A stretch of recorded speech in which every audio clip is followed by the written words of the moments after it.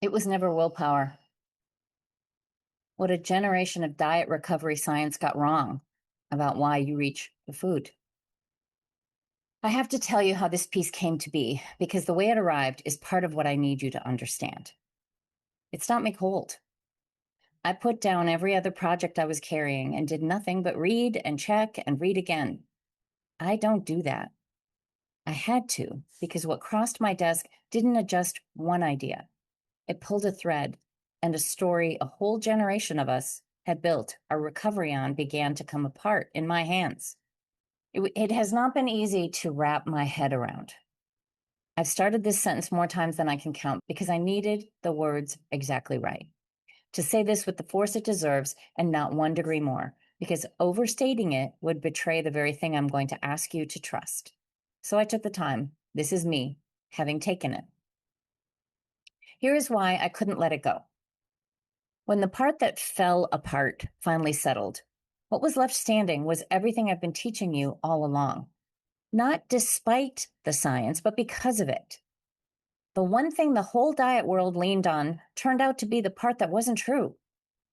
And the thing I kept insisting on, that this was never a failure of character, that your body was doing exactly what it was built to do, is what the science actually holds up. It was whiplash and validation in the same breath. And underneath all of it is something I've felt in my body for years and can finally say plainly. We are living in a world no nervous system was ever built for. Engineered substances designed to override the signals that used to keep us safe, layered over a level of stress and noise and sheer abundance no generation before us has had to metabolize. Of course, this produced what it produced. Of course, the reaching took root and grew quietly for decades, long before you had a word for it. It was never that you were weak in a world that was fine. It was that you were human in a world that has changed faster than any body could follow. You were never broken. You were biological. Now, let me tell you where I began, because I began exactly where most of you did. Years ago, someone handed me an idea that cracked something open in me. They told me my reaching for food was not a flaw in my character. It was a brain function. Willpower, they said, was finite, a resource that wore down as the day went on, and by evening depleted. I reached for the thing that soothed me, and that wasn't weakness, that was a tired brain. I cannot overstate what that did for me. For the first time, I could set down the whip I'd been carrying so long I'd stopped feeling its weight. I owe that doorway a great deal, and so do a lot of you. So nothing here is a takedown. The books that taught a generation of us gave us our first relief and the humane truth underneath them. This isn't a moral failing, it's biology. Turns out to be more true today than when I first believed it. But the specific machinery I fell in love with, the tidy picture of willpower as a fuel tank that runs dry, has not held up. And because so many of you built your whole understanding of yourselves on that picture, you deserve to know what the science actually says now. And that understanding, it is not the end of the story. It's the beginning of the part where things get lighter. What the willpower story tells you to do. The willpower model has a clear logic. You have a limited reserve of self-control. Ordinary life drains it, and by evening, empty. You fall into a willpower gap, and you eat. But notice the conclusion it draws, because you can't trust yourself. The answer is to take the decision out of your hands with rigid rules. Hold on to that, because it's the real fork in the road. Everything the model recommends flows from the belief that you are not to be trusted. Where the willpower story falls apart. Here's the human version and the full receipts. Every study are in the companion paper for anyone who wants to check my work. The whole willpower is a tank that runs dry idea grew out of a handful of famous experiments. The trouble showed up when scientists went back to repeat them, which is exactly how science is supposed to work. The big foundational one, the study everything else was stacked on top of, mostly vanished when a large team tried to reproduce it carefully. And when that happens to the study at the bottom of the pile, you have to wonder about everything balanced on top. Then there's the blood sugar story, the idea that willpower literally burns sugar, so when your blood sugar dips, your brain throws up its hands. Here's the experiment that broke it, and I love this one because you can picture it. Researchers had people swish a sugary drink around their mouths and spit it out. No swallowing, nothing absorbed. And the effect still showed up. If just tasting sweetness does it, then it was never fuel running low. It was something about motivation and reward, not your tank hitting empty. And a few of the other studies people love to quote turned out shaky in less charming ways. The famous "judges grant fewer paroles before lunch" line had real problems with how the cases happened to be scheduled. And that statistic you've heard everywhere about how many food decisions we supposedly make in a day traces back to a lab that became one of the biggest research scandals of the decade. I'm not telling you this to make anyone the villain. I'm telling you because these were handed to you as facts, and they were never solid enough to carry what got built on them. But here's the one I most need you to sit with because it's the one that changes how you see yourself. Researchers found that simply believing willpower is limited makes people act depleted. And the people who don't believe it don't show the same drop. Let me say that again. Researchers found that simply believing willpower is limited makes people act depleted. And the people who don't believe it don't show the same drop. The story itself does some of the damage.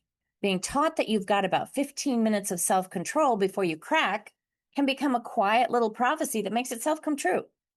You may have been running out of willpower partly because someone convinced you that you would. And I'll say this plainly. None of this is me making anyone wrong. Fields move the way they're meant to. Even the people who first taught us the tank have drifted in their own later work toward gentler language about skill and identity and the parts of us. So if you want a way of understanding yourself that nobody can knock over, the tank just can't be it. Let's build on what holds. What is actually happening? If it was never a reserve running dry, what is pulling you toward food? Several real things, and not one of them is a defect in you. The substances are built to override your off switch. In tightly controlled studies, people eating ultra-processed substances spontaneously ate more and faster without feeling any hungrier or enjoying it more. The food slipped right past satiety. That's not restraint failing. That's the engineering working exactly as designed. Stress takes your thinking brain offline. Under real load, the prefrontal cortex, the part that would weigh a choice, loses its grip. And faster, older reward circuits take the wheel. In the very moment you'd need willpower, the part that could supply it has stepped back. You didn't run out of a resource. The wrong circuit is steering. Restriction manufactures the rebound it then blames you for. Deprivation is a physiological stressor. Undereat and hunger sharpens. Food grows louder, and the body mounts a defense, shown again and again, even in people with no history of food struggle at all. So much of what gets called no willpower is simply the footprint of the restriction that came before it. The diet creates the loss of control it then calls your weakness. It's one of the cruelest loops I know. Doing it alone makes regulating cost the most. Connection makes self-regulation physically cheaper. The brain treats company as a resource. So the woman soothing herself with food late at night by herself isn't weak. She's attempting the most expensive version of the task without the one thing that would lighten it. And food was the first tool many of us ever had. The earliest, most reliable way we learned to quiet a nervous system, grooved in long before any other. Reaching for it under pressure isn't a failure of will. It's a pathway firing exactly as it was trained to, a long time ago, by a child who was doing the best she could. And now the evening. Here's what the willpower model was reaching for and got half right. The time of day pattern is real. Food does get louder as the day ends, but not because a tank is emptying. It's the whole arc of the day. Several systems cresting at once. Your internal clock turns appetite up at night on purpose. Sleep pressure has been building for hours, and a tired brain is more reward-seeking and less able to regulate. The executive brain has been holding the line all day, and holding gets harder the longer you do it. And if the day held any going without, your body has arrived at evening in a real deficit, intelligently trying to collect. Then the demands finally drop, the kids are down, the performing stops, and the need you couldn't feel while you were on lands all at once. Food is the fastest regulator available at the exact moment you finally have the bandwidth to notice you need regulating. None of that is a character flaw arriving at 9 o'clock. That's your body at its most biological. If anything, the evening is the most biological hour of your whole day. Restoring the floor. So what do you do with all of this? Here's the beautiful part. The practices the old model recommended, rest, gentle movement, connection, stillness, a little joy, are genuinely good. They simply never worked the way it claimed. They don't refill a tank you spend resisting temptation. They bring your nervous system down off the day's load and restore its capacity to come home to baseline. That word is a whole reframe, capacity. You're not replenishing willpower, you're restoring your floor. You may have heard the old list of things that replenish willpower: sleep, meditation, service, a little joy. The list is right. It was just never refilling willpower because there's nothing to refill. Sleep brings your regulating brain back online.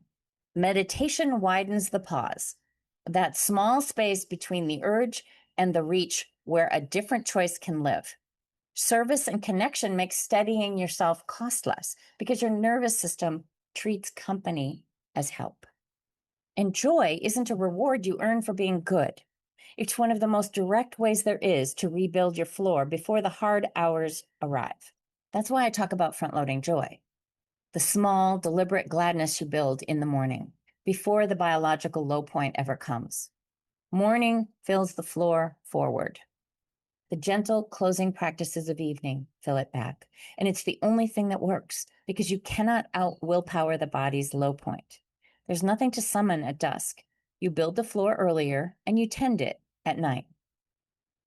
The same move every time. If you followed my work, you know this is the thing I've been saying all along, in a different coat. The willpower story put your failure in your character. The diet story put it in your body. Both blamed the wrong place. Every real mechanism we just walked moves the failure off of you onto the substance, the state, the deprivation, the aloneness, the early learning, the hour of the day. The model was wrong, not you. And here my road forks from the doorway I came through. The willpower model concluded, you can't trust yourself, so build a cage. My work looks at the same biology and concludes the opposite. Your body was never the enemy, and the answer is capacity and regulation, not rules to protect you from yourself. Let me be clear, because I don't want a word of this heard as don't work on your food. I want you to work on your food. That's a good and worthy place to begin. I just widen the circle while we're at it, to include your nervous system, your sleep, your anxiousness, that lacerating inner critic, even your gut. Tending your food and tending the noise underneath it were never rivals. They feed each other. And from that steadier place, when your food goes off, it stops being a failure to flog and becomes a signal. Information your body is offering. Chapter 1 in my book. It's a gift. Turn down the noise, and whatever you then choose to do with your eating gets so much easier to hold. And here's the hope. Here's the truest thing on the page. This changes, not through force, through repetition. Your nervous system is built to rewire. With practice and the right conditions, the brain lays down new pathways and lets the old, worn ones grow quiet. So every pause you make, every morning you front load a little joy, every evening you restore your floor, you're not white-knuckling anything, you're building. The floor rises. The reach for food loosens its grip. Not all at once, and never in a straight line, but more days than not, and then more still. And you've almost certainly already begun in 100 ways you haven't been counting. This was never a life sentence you're managing. It's a capacity you're growing, and it grows. The food showing up was never misbehavior to flog. It's information to read gently and beautifully. It's your body trying to help you with the only tools it had. So the next time it arrives in the late afternoon or the evening, the question it's really asking is the kindest one there is. What kind of day did you give this body, and what does it need now? You were never broken. You were biological. With love and light, Sonia. If you're someone who needs to see the receipts before you trust a reframe, you should have them. Every claim in this piece is sourced in the companion paper. It was never Willpower, the deep dive. I'm not asking you to take my word for it. I'm asking you to check the fields. A note, because this work touches tender places. If anything has stirred something around food or your body, please don't sit alone with it. Reach for your people, reach for this community, reach for me. And if you'd like to hear more about this, we're going to have a workshop. If you're hearing this before June 20th, please register for the free workshop. I want to go into this deeper so that you can ask your questions and I can give you more information that works from my own experience and many, many others I've worked with. I really hope that you can join me. And if you are listening to this after June 20th, guess what? There's a recording. Sign up. You'll get it. Thank you.